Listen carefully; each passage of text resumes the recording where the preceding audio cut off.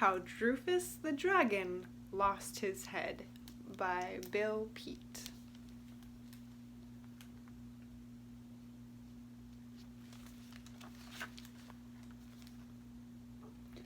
Once upon a time, there lived a family of dragons.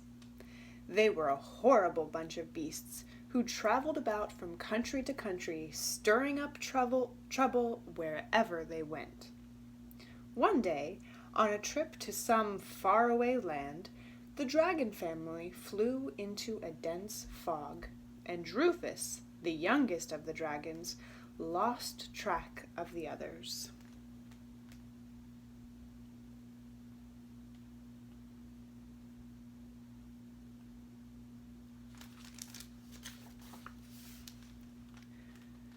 Droofus kept circling about in the endless gray cloud, calling and calling in a squeaky small voice, until at last he was too weary to flap his wings.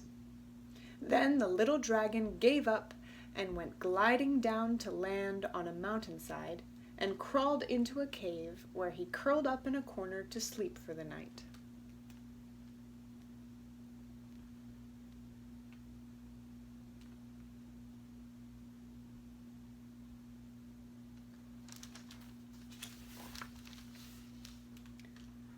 Droofus awoke the next morning feeling very lonely and ever so hungry, so he left his cave to find something for breakfast. Droofus was just 4 years old, and at that age dragons feed on small things like grasshoppers and beetles. As he was searching the tall grass near the cave, he came across a grasshopper struggling helplessly in a spider web. The spider was all set to pounce when suddenly Droofus snatched the grasshopper out of the web. For a long while, Droofus held the grasshopper by one leg, wondering what to do. How could he eat someone just after saving his life? It didn't seem right, so he finally set the grasshopper free.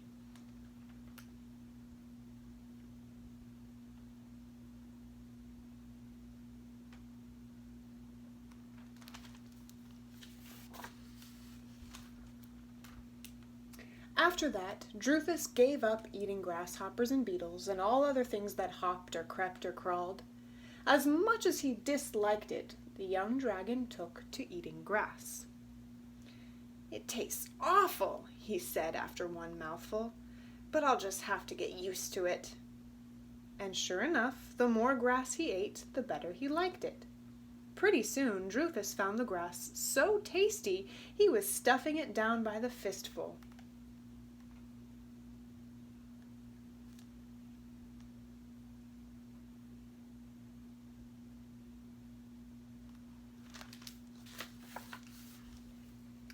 And in a surprisingly short time, the grass-eating dragon grew into a giant of a monster, a huge, scaly brute with a long pointed tail and big, leathery bat wings.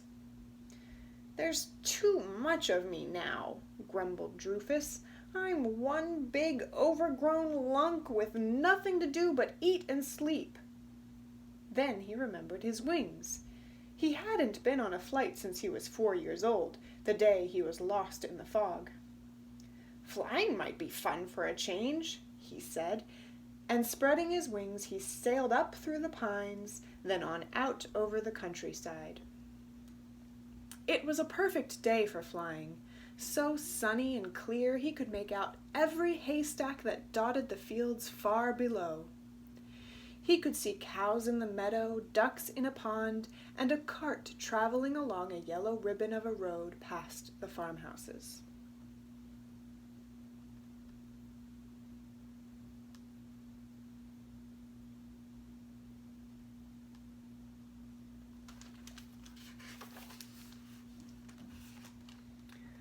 Farther on, there were more roads and more houses. Great clusters of houses with a castle towering above the rooftops. It was the castle of the king, and the king was out on a balcony to enjoy the beautiful morning. "Great gazoodikins!" he cried when he caught sight of Droofus. "A dragon! A whopper of a dragon!" and the king watched in amazement until the dragon had sailed away to disappear in the forest high on the mountainside. "What a marvelous thing it would be," he said, "to have that giant dragon's head on the wall of the great hall." And the king offered a reward of 100 golden quadruples for the dragon's head, which was a lot of money in those days.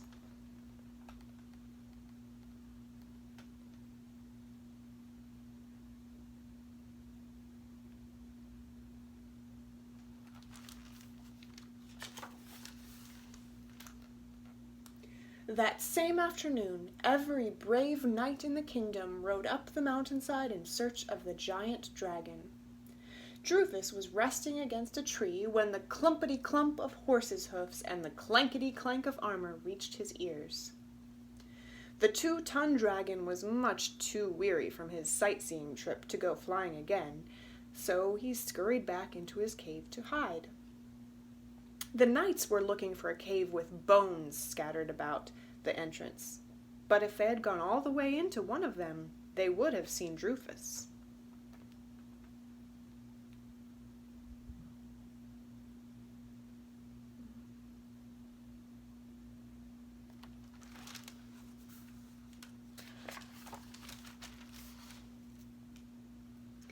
After one peek into Droofus's cave, they hurried on up the mountainside, peeking into all the other caves as they went. The knights searched for months, peeking into hundreds of caves, but not one of them had the look of a dragon's cave.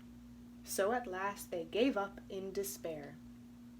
The dragon's hideout would have remained a mystery if a lamb hadn't gone astray one evening. The lamb had wandered into the pine forest on the mountainside, and before long a farm boy came looking for her. Lighting the way with a lantern, the boy followed the lamb's trail. Small bits of wool had caught on the brambles here and there. When he came to a cave, he raised his lantern to peer inside.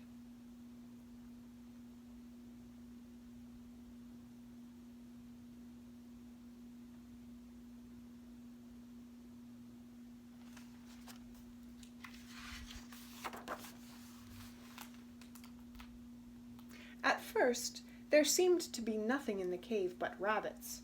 Then, farther back in the dark, he spied a small white blob. It was the lamb curled up beside a scaly, pointed dragon's tail.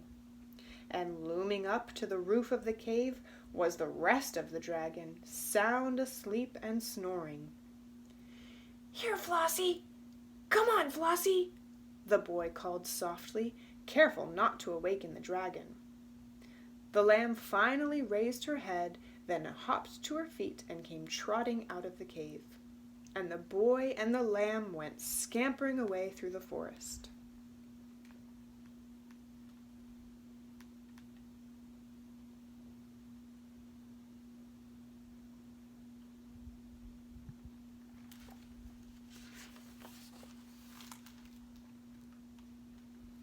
Halfway down the mountain, they met the boy's father, and he was very angry.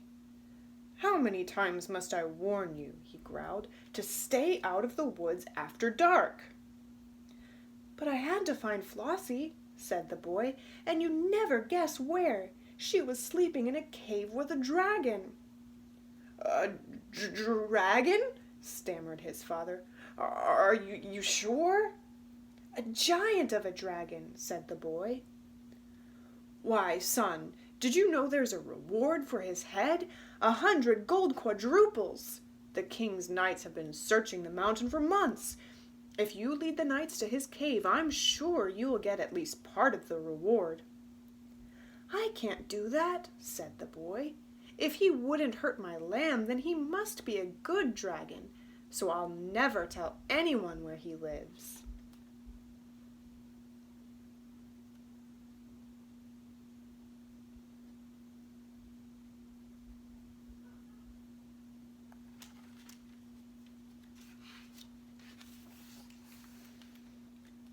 With nothing to worry about and so little to do, life was getting dull for Droofus, and he decided a change of scenery might help. One day he said goodbye to his cave and took off on a trip to most anywhere. However, he picked the very worst day for flying, and before he knew it, Droofus was caught in a storm. He wheeled around to head back for his cave, but too late. The fierce wind twisted his neck and tail and ripped at his wings and sent him tumbling backward into the clouds. The dragon battled the storm until his wings were tattered to shreds.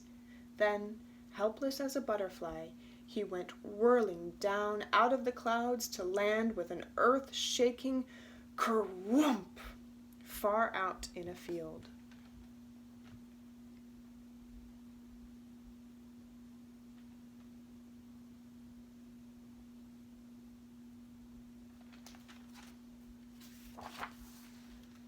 Droofus was so badly battered and bruised he couldn't move.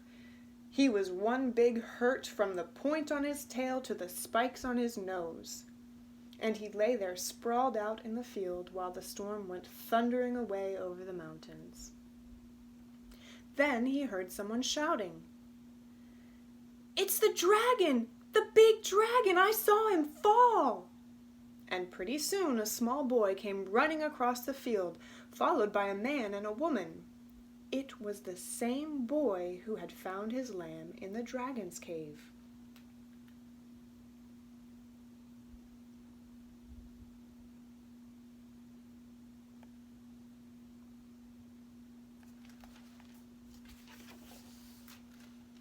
"It's him, all right," said the boy after one look at Droofus. "He appears to be dead," said his father. "What a pitiful big thing," said his mother. "But he's not dead," cried the boy. "He just blinked an eye." "I can blink an eye," groaned Droofus, "but that's all. I'm just about done for." "Are you going to tell the king?" the boy asked his father, "and collect the 100 quadruples?" "You found him, son, so that's for you to decide." "He's a good dragon," said the boy, "and if I take good care of him, he might get well."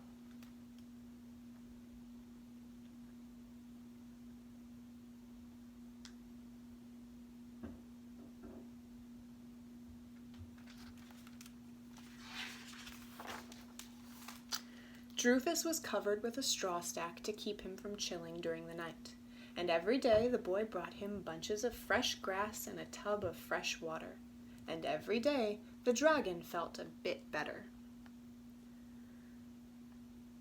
"What makes your father so sad?" asked Droofus one day. "Because we're so poor," said the boy, "and the reason we are poor is because of all these big rocks. They take up so much room there's not much land left to grow anything. We've tried every which way to get rid of them, but with everyone on the farm all pulling and pushing at once, we can't even budge one of the rocks." "That is enough to make anyone sad," sighed Droofus.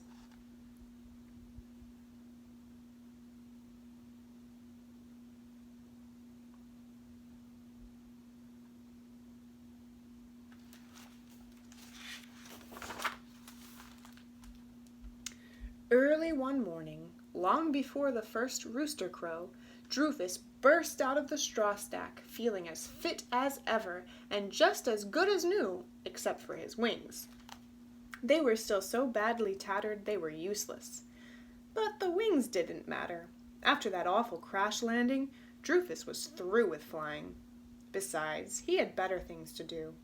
Seizing the nearest boulder in his powerful claws, he jerked it off the ground, then carried it away to the far end of the field, where he dropped it kerblump.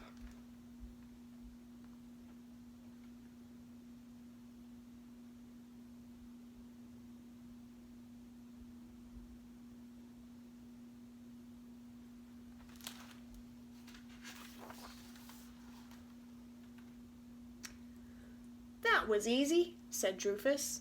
The next time he carried 3 rocks, then 4 and 5, stacking them all into one pile. When the poor farmer stepped out of the door of his cottage that morning, the land was half cleared, and he let out a whoop that could be heard for a mile. "I "I told you he was a good dragon," said the boy.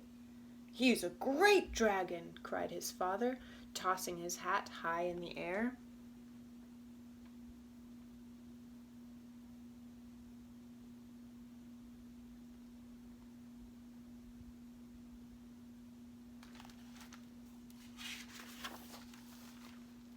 By noontime, Droofus had piled every last rock into one big pyramid. At last, the land was clear, and the happy farmer hitched his donkey to a plow and set out across the field. "If that's what you call plowing," said the dragon, "I can do that too." Jabbing his pointed tail deep into the ground, Droofus went trotting along, leaving a deep furrow, pulling up the weeds and eating them as he went.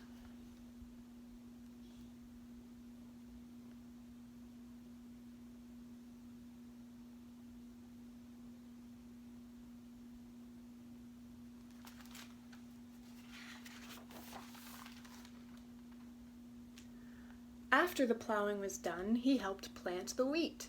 He hauled logs from the forest, and using his long, jagged tail for a saw, he cut enough firewood in one day to last the whole winter. When he ran out of things to do, he stood in the wheat field with his great arms outstretched, serving as a very fine scarecrow. "He's worth a lot more than 100 quadruples," said the happy farmer. "He's worth 1,000. But the happiest of all was Droofus. At last he had become something useful, not just a big lunk of a thing. He no longer worried about the king's knights coming after him. The farm was so far out in the country, hardly anyone knew it was there.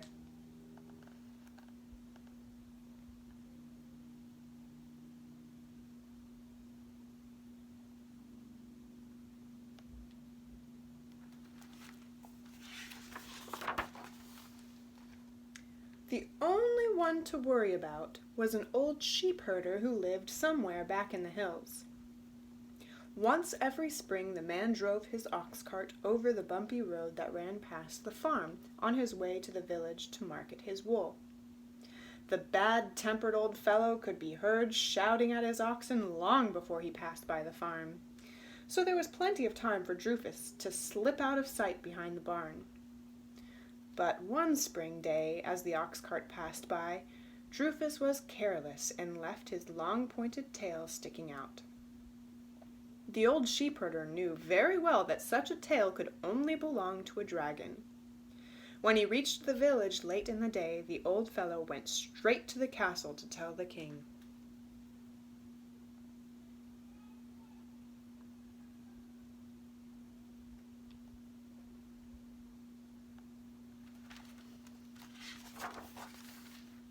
The next day, the king and all his knights came riding up the road to the farm on their great war horses, armed with swords and lances.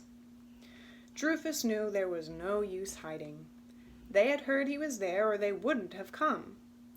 So he stood there in the field while the farmer and his son ran out to meet them.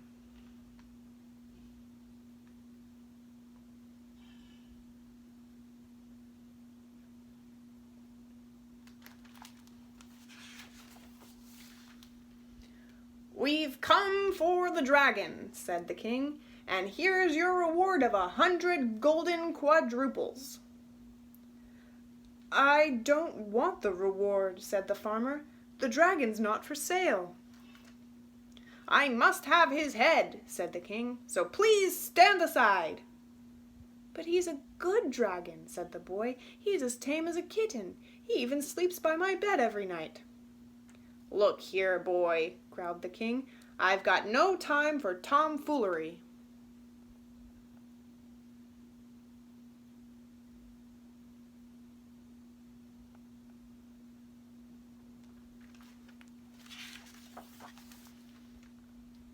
"Oh, I didn't mean all of him," said the boy. "Only his head sleeps by my bed. He sticks his neck through the window, and the rest of him stays outside." "Well, now, son, that's a bit more like it," said the king. "In fact, that gives me an idea, a grand idea. I'll borrow your dragon just for special occasions, and I'll pay you 20 quadruples each time. What do you say to that?" "It's up to the dragon," said the boy. "Make it 30 quadruples," said Droofus. "Then 30 it is," said the king.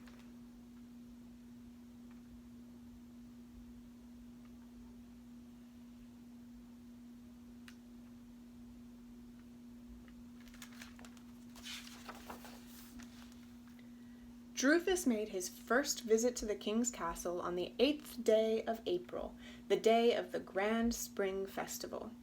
People came from miles around, crowding into the great hall, which was splendorously bedecked with banners and streamers and festoons of flowers. High up on the wall, a giant of a dragon's head appeared through an elegant window framed in gold. A happy, smiling dragon's head that brought cries of surprise and squeals of delight and sent the crowd into a jolly, frolicsome mood. Soon they were all singing and dancing to the music of trumpets and flutes, and the spring festival was going full tilt.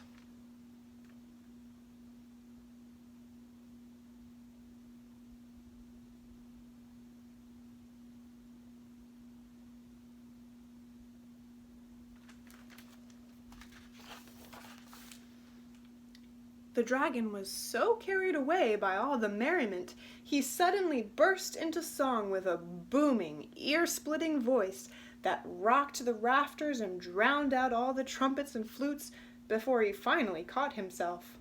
In all the excitement, Droofus the dragon lost his head, but only for a moment.